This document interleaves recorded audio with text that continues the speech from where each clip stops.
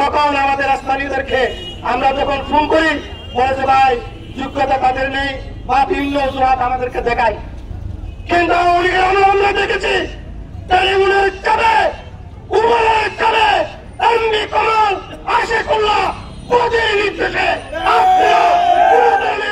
পরীক্ষা ছাড়া আপনারা হাজার হাজার চাকরি দিয়েছেন। এটাকে মিথ্যা বলছে, এটাকে মিথ্যা বলা হচ্ছে। এনজিওগুলি যারা চাকরি করে আমি তাদেরকে বলবো ইউনিয়নের মাধ্যমে আপনারা তালিকা প্রকাশ করুন কারা কারা চাকরিতে আছে।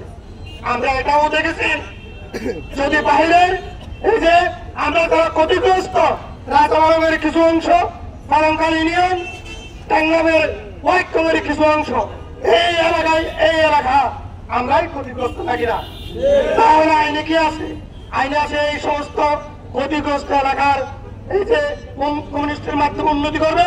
রাজা বলেছে এখানে আগে সিলিন্ডার দেওয়া হতো, এবার বিভিন্ন ভাবে এখানকার মানুষের স্বাবলম্বীর জন্য আপনার বিভিন্ন বরাদ্দ দেওয়া হতো। বন্ধুরা আমার, ওই চাকরির ক্ষেত্রে যেটা বলতে চাই, যদি বাইরে একজনকে চাকরি দেওয়া হয়, সেই যদি কোনোভাবে ওই পুষ্টে বসতে পারে তাহলে তার পুষ্টির চাকরি শুরু হয়ে গেল।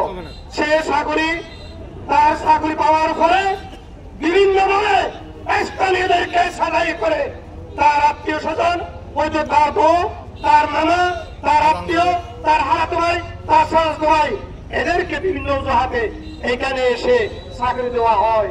আমি যদি মিথ্যা বলি সাংবাদিক ভাইরা আপনারা তথ্যগুলো বের করতে পারেন।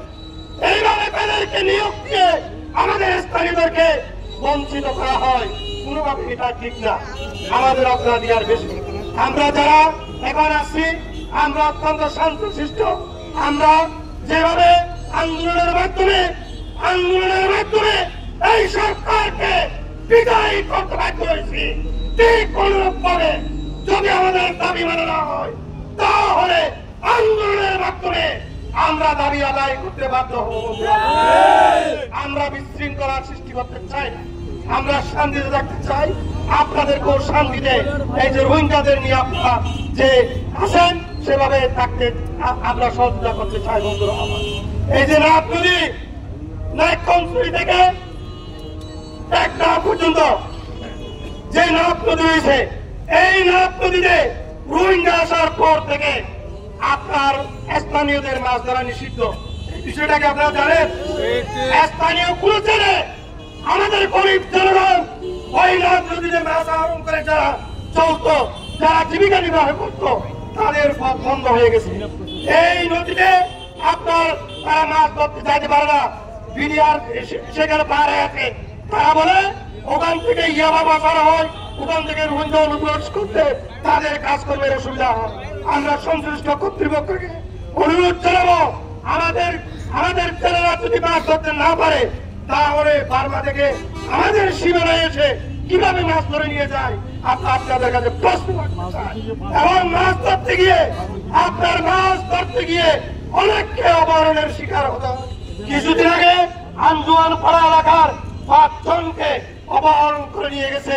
একজনের লাশ পাওয়া গেছে আর 4 জনের লাশ বা জীবিত আছে নাকি মৃত তাদের পরিবার আত্মীয় স্বজন উৎকণ্ঠায় দিন কাটাচ্ছে।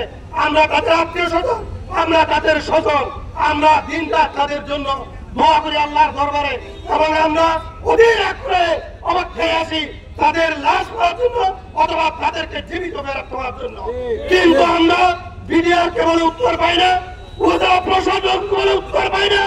অনেক সাংবাদিকের মাধ্যমে লিখনের মাধ্যমে আমরা আবেদন করেছি, তাদের উদ্ধারের কোন ব্যবস্থা এগুলো পর্যন্ত হয় না।